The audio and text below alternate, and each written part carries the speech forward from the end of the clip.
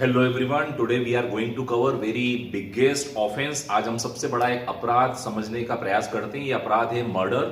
और इस जो मर्डर है ये हर व्यक्ति के एक इंटरेस्ट का विषय भी रहा है। और इसकी धारा 302 जो नॉन लॉ स्टूडेंट्स होते हैं वो भी समझते हैं। तो ये 302 इसलिए समझी जाती है क्योंकि पुलिस जो प्रकरण पंजीबद्ध करती है वो 302 में करती है, यानी एफआईआर जो दर्ज होती है वो 302 में होती है। कोई जज भी यदि सजा सुनाता है तो वो 302 में सुनाता है। इसीलिए सभी लोगों को धारा 302 बहुत पता रहती है। लेकिन एक्चुअली मर्डर जो डिफाइन किया गया है वो हमारे देश का जो पीनल लॉ है, हमारे देश का जो दांडिक कानून है आईपीसी, उसकी धारा 300 में डिफाइंड है। तो आज के इस वीडियो लेक्चर में हम समझेंगे कि धारा 300 में हत्या होती क्या है, हत्या की क्या सजा है, हत्या करने के कितने सारे सेवरल तरीके होते हैं, कब हत्या नहीं मानी जाती, ये सारी बातों को आज हम कवर करते हैं। तो सबसे पहले हत्या यानी एक प्रकार से किसी मनुष्य का वध कर देना। वध मतलब उसे समाप्त कर देना, उसके जीवन का अंत कर देना, इसी को ही हत्या कहा जाता है। और हत्या मानव मस्तिष्क द्वारा खोजा गया सबसे बड़ा अपराध है। यानी शरीर के खिलाफ यदि सबसे बड़ा अपराध यदि कोई है तो वह है हत्या।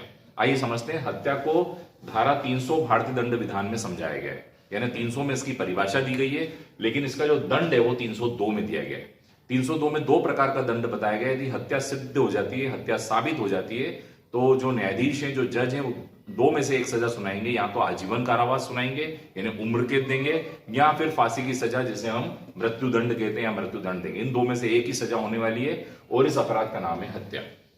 अब हम देखते हैं हत्या मतलब किलिंग ऑफ द पर्सन, यानी किसी व्यक्ति को जान से खत्म कर देना। जान से खत्म करने का मतलब उसमें जीवन समाप्त हो जाएगा, उस व्यक्ति की ब्रीदिंग समाप्त हो जाएगी, सांस लेना समाप्त हो जाएगा, उसके प्राण समाप्त हो जाएंगे। अब उसके शरीर में कोई हलचल नहीं होगी, उसका शरीर एक पार्थिव शरीर हो गया। पार्थिव मतलब जिसके अंदर कोई जान नहीं है।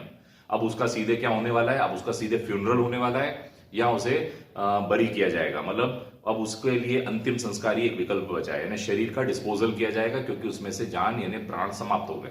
अब ये जो हत्या होती है it is end of life, यानी व्यक्ति के जीवन का अंत कर दिया जाता है। एक बहुत बड़ा अपराध है, इट इज बिगेस्ट क्राइम। यानी शरीर के खिलाफ यदि सबसे बड़ा अपराध कोई है then it is called murder.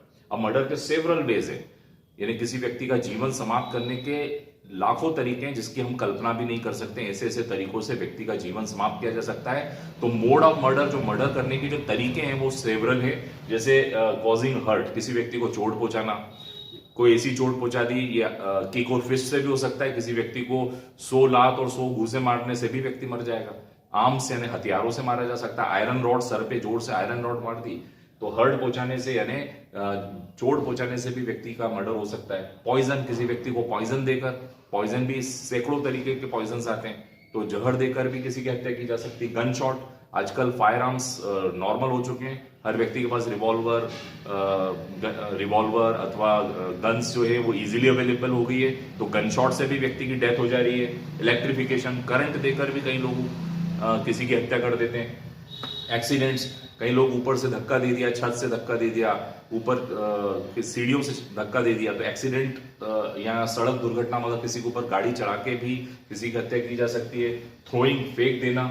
Abetment, किसी व्यक्ति को इतना टॉर्चर करना, इतना उसे परेशान करना कि वो व्यक्ति, उसे अबेट करना यानी दुष्प्रेरित करना कि वो व्यक्ति अपना सुसाइड कर ले। तो इस प्रकार से ओवरडोज दे देना, किसी दवाई का ओवरडोज दे देना। तो there are several ways to kill the person. तो यानी व्यक्ति के जीवन का अंत करने के सैकड़ों तरीके। और ये बड़ा पारंपरिक अपराध है। पारंपरिक मतलब बहुत पहले से चलता आ रहा है। जब से सभ्यता का उदय हुआ तब से ये अपराध चलता आ रहा है। साइबर अपराध अभी अभी चालू है क्योंकि उस समय कंप्यूटर नहीं था, कंप्यूटर अभी आया है तो अभी स्टार्ट हुआ। लेकिन ये जो मर्डर है ये पारंपरिक अपराध है, ट्रेडिशनल ऑफेंस है और ये लंबे समय से चलता आ रहा है। यानी जब से मानव सभ्यता का विकास हुआ है तब से मर्डर चलता आ रहा है। इन्हें हत्या एक बहुत ओल्डेस्ट ऑफेंस माना जा सकता है। अब यदि हम बात हमारे कानून की करें तो धारा 300 में बताया गया है कि जो व्यक्ति इस आशय के साथ, इंटेंशन के साथ कि किसी व्यक्ति को जान से खत्म करना है, इस आशय के साथ, इस प्लानिंग के साथ किसी व्यक्ति को बॉडीली हार्म यानी शारीरिक चोट पहुंचाता है और उसे इस बात का नॉलेज है, नॉलेज ऑफ द डेथ, यानी कि ऐसी चोट पहुंचाने से व्यक्ति की डेथ हो जाएगी, अगर ये सारी बातें हैं तो ये मर्डर कहलाता है। धारा 300 में मर्डर बताया गया। लेकिन कब मर्डर मानववध तो माना जाएगा लेकिन हत्या नहीं माना जाएगा, ऐसे कुछ कंडीशंस भी बताई गई है। जैसे प्रोवोकेशन, मान लीजिए मृतक ने सामने वाले को उकसाया था। उकसाना मतलब उत्तेजना देना। यदि सामने वाले व्यक्ति ने ही उत्तेजना दी है तो यहां पर ये आपके मर्डर का जो परिभाषा उसको नीचे कर देता है प्रोवोकेशन करना, सडन फाइट, आकस्मिक झगड़ा हो जाने की वजह से यदि कोई सडन फाइट हो गई और उसमें कुछ किसी व्यक्ति की जान चली गई तो ये हत्या नहीं कहलाती है। प्राइवेट डिफेंस, किसी व्यक्ति ने अपने आप को, प्राइवेट डिफेंस यानी अपने आप को बचाने के लिए यदि सामने वाले व्यक्ति को चोट पहुंचाई तो ये भी मर्डर नहीं कहलाता है। और पब्लिक सर्वेंट, यदि सामने वाला व्यक्ति पब्लिक सर्वेंट है, पब्लिक सर्वेंट मतलब जो मारने वाला व्यक्ति पब्लिक सर्वेंट है और कानून का प्रवर्तन करते समय उसने कानून का पावर का ज्यादा उपयोग कर लिया और व्यक्ति की डेथ हो गई, जैसे मान लीजिए एक चोर भाग रहा है और उसने पीछे से पुलिस ने गोली मार दी, तो यहाँ पर पब्लिक सर्वेंट ने जो काम किया वो हत्या की श्रेणी में नहीं आएगा, लेकिन मानववध की श्रेणी में जरूर आएगा। तो इसलिए हत्या और मानववध में बहुत बारीक डिफरेंस है, जिसकी वजह से 160 सालों से हमारे देश की न्यायपालिका भी उसमें डिफरेंस करने में उलझी हुई है, क्योंकि आशय और फोर्स ये जो है हर जगह अलग अलग होता है, इस वजह से दिक्कतें आती है। अब इसको जब न्यायालय हत्या के मामले जब देखती है तो there are various factors taken into consideration, मतलब न्यायालय जब हत्या के मामले जब सुनता है तो अनेक प्रकार के फैक्टर्स न्यायालय को देखने पड़ते हैं, क्योंकि हत्या जो होती है उसमें जो हम यदि मृत्यु दंड देते हैं तो वो रेयरेस्ट ऑफ रेयर होता है, ऐसा एक न्यायालय ने एक जजमेंट में कहा था। और उस जजमेंट में कहा गया था, ये बच्चन सिंह के बाद में, बच्चन सिंह बनाम स्टेट ऑफ पंजाब में कहा गया कि रेयरेस्ट ऑफ रेयर यानी मृत्यु दंड यानी फांसी की सजा विरले से विरले मामलों में ही दी जाएगी, अधिकतर आजीवन कारावास दिया जाएगा, लेकिन मृत्यु दंड बहुत कम मामलों में दी जाएगी। तो अनेक फैक्टर्स होते हैं जो न्यायालय को देखने पड़ते हैं।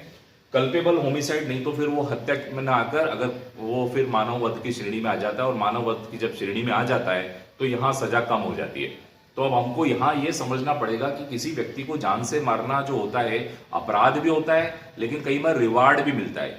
यही जान से मारना, यदि हम बॉर्डर पे एक सैनिक मान लीजिए देश के दुश्मनों को मार रहा है तो उस सैनिक को परमवीर चक्र मिलेगा, अशोक चक्र मिलेंगे। क्यों? क्योंकि उस व्यक्ति ने देश की रक्षा करते हुए किसी को मारा है। और एक होता है जो आप सिविलियन की तरफ यदि किसी व्यक्ति को मार देते हैं तो ये मर्डर और कल्पेबल होमिसाइड में आ जाता है। तो it depends over the circumstances, ये परिस्थितियों पर डिपेंड करता है, आशय पर डिपेंड करता है, फोर्स उपयोग किए जाने वाले बल पर डिपेंड करता है। इन सभी परिस्थितियों को देखकर ही मर्डर की ट्रायल चलाई जाती है। तो आज के इस लेक्चर में हमने समझा मर्डर क्या होता है और किन परिस्थितियों में मर्डर हत्या न होकर मानववध की श्रेणी में आ जाता है। I hope you enjoyed this lecture. Kindly subscribe my channel law easy. Thank you so much.